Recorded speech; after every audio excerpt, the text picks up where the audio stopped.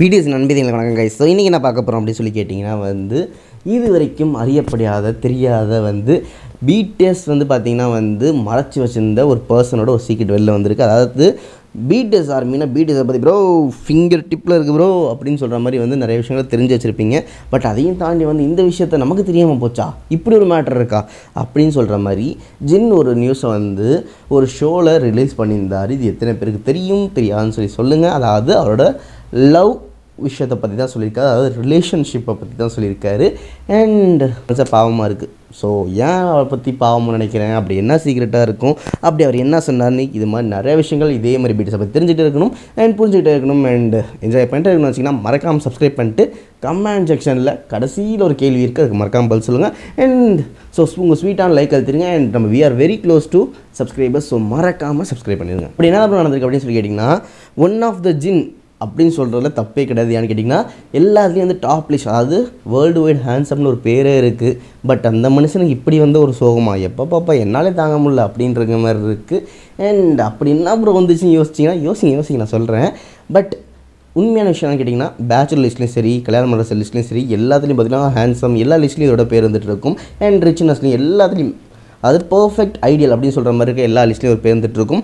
So கண்டிப்பாக இவருக்கு நம்ம என்ன நினைப்போம், கோடிக்கணக்கான ஆயிரக்கணக்கான ப்ரொப்போசல்ஸ் குமிஞ்சிட்டே இருக்கும். அண்ட் நிறைய ஐடியல்ஸ், நிறைய ஹீரோயின்ஸை ப்ரொப்போஸ் பண்ணியிருப்பாங்க. அப்படி இப்படின்னு நிறைய வச்சுட்டு இருப்போம்.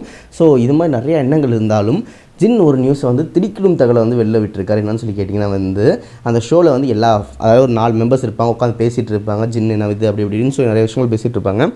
ஸோ ஒரு பர்சன் என்ன பண்ணுவாங்க, அவங்களோட இது வரைக்கும் எத்தனை ப்ரப்போசல் வந்துருக்குன்னு அப்படின்னு சொல்லிட்டு ஒரு கொஸ்டின்ஸை கேட்டுட்டு இருப்பாங்க. ஸோ அவர் சில பர்சன் சொல்ல மாட்டாங்க, சில பர்சன் இல்லை அப்படின்னு சொல்லி மறுத்துருவாங்க.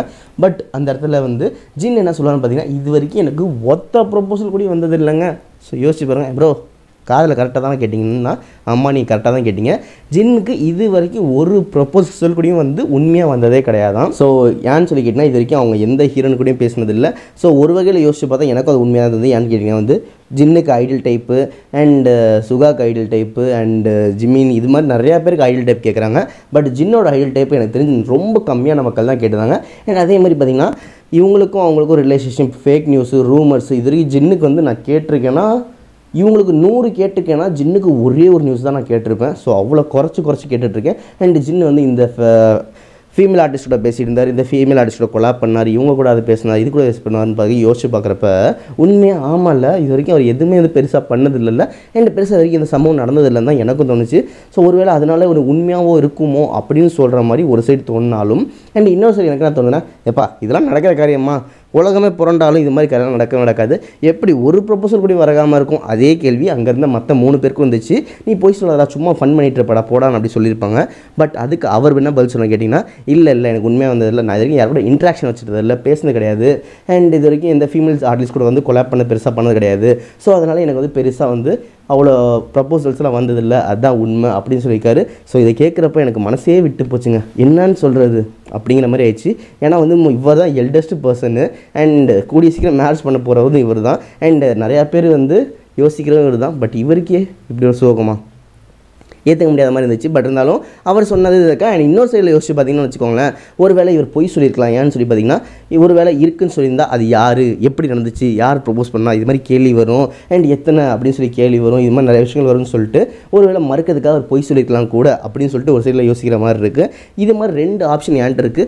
உங்கள்கிட்ட எந்த ஆப்ஷன் உங்கள் மூலையில் ஸ்ட்ரைக் ஆச்சுன்னு சொல்லிட்டு மறக்காம சொல்லுங்கள். அண்ட் உங்களுக்கு தெரிஞ்சு ஜின்னுக்கு வந்திருக்காது மறக்காம சொல்லுங்கள். அண்ட் அதை தாண்டி உங்களுக்கு ஒரு வாய்ப்பு கிடைக்கும் ஜின்னுக்கு ப்ரப்போஸ் பண்ணலாம், எப்படி ப்ரப்போசல் பண்ணுவீங்கன்னு மறக்காமல் சொல்லுங்கள்.